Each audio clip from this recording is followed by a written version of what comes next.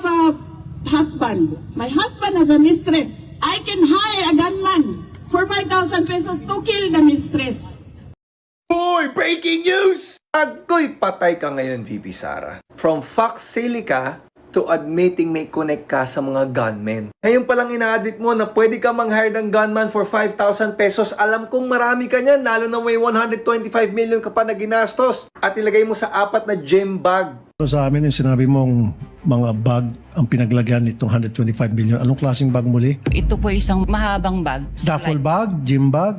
Gym bag po. Iba po kasi Gym yung bag. duffel bag sa bank. So, Madang may patutsada ka pa natuta ni Marcos sa Trillanes ng ICC. 100 plus nation states ang members nun tapos magiging tuta. Tapos ngayon ina-admit mo na kayang pumatay for 5,000 pesos. Parang ina-admit mo na tunay ang impeachment complaint sa'yo sa grave threats na kaya mo talagang gawin at hindi conditional. Aray mo, tunay na violente ka talaga. Faktay! Yun lang po. Ingat always.